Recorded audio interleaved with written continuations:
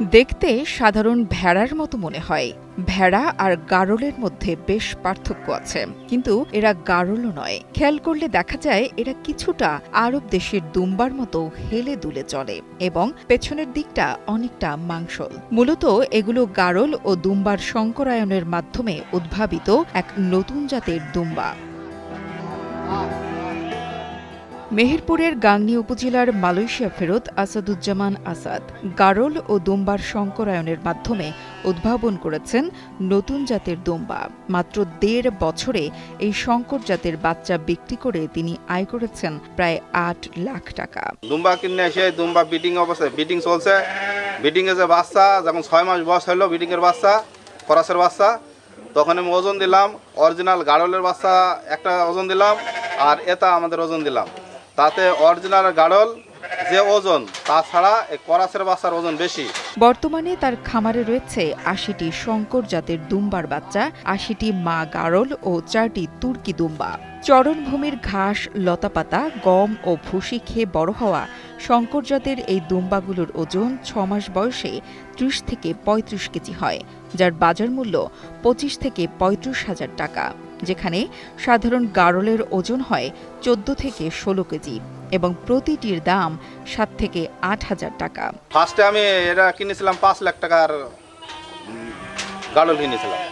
এখন ওই গাড়লে থেকে ওই গাড়ল বেচছি আর আপনার দুম্বানে এসে এরকম এর ভিতর থেকে আমি সব কিছু।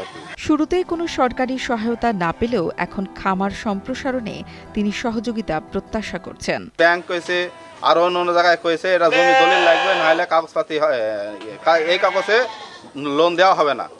সরকার যদি লোন দিত তাহলে আমি খামারটা একটু বাড়াইতাম, এ আর কি। কিন্তু সরকারের লোন তো আমাকে দেয়নি।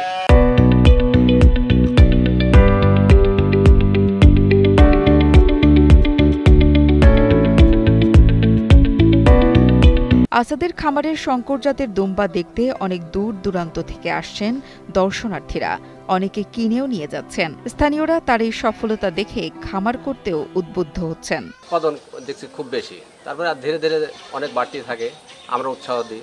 তারপরে দেখা যাচ্ছে যে একসময় প্রায় ২০০-র কাছাকাছি হয়ে গেছে। তো বাইরে থেকে অনেক লোক আসে দুম্বা কেনে। কয়েক বছর ধরে গাড়ল এবং দুম্বা ক্রস এগুলি পালন করছি, তো তার ওইগুলো দেখে আমার ভালো লাগছে। আমি তার সাথে 10টা কিনছি এবং কিছু গাড়লও কিনছি। এখনো 2 বছর হয়নি, আমার এখন 39টা। পুষলো গাড়ল, তারপরে গাড়লের থেকে দুম্বা হ্যান্ড করাস হয়ে গেছে। অনেক করাস অনেক লোক দেখতে আসে, অনেক লোক কিনেও নিয়ে যাইছে, এতে অনেক লাভবান হয়েছে। এবং আমাদের যদি সরকার সহযোগিতা সাহায্য করলে তাহলে আমরা হয়তো এরকম বইগুলো পালতে পারি, পুষতে পারি। আসাদের শঙ্কর জাতের দুম্বার মাংস উৎপাদন বেশি এবং বাজারে চাহিদা তৈরি করছে। তার এই উদ্যোগে সব ধরনের সহায়তার আশ্বাস দেন স্থানীয় প্রাণী সম্পদ কর্মকর্তা। হারবাটি ইউনিয়নের প্রমোদদহ গ্রামের একজন প্রণীজিং খামারি জনাব আসাদুজ্জামান, তিনি মূলত গাড়ল খামারি ছিলেন। তার খামারে ১০০টির উপরে গাড়ল রয়েছে। একই সাথে তিনি সাম্প্রতিককালে দুম্বার সঙ্গে ক্রসিং করে তিনি সেই বাচ্চাগুলো বিক্রি করছেন।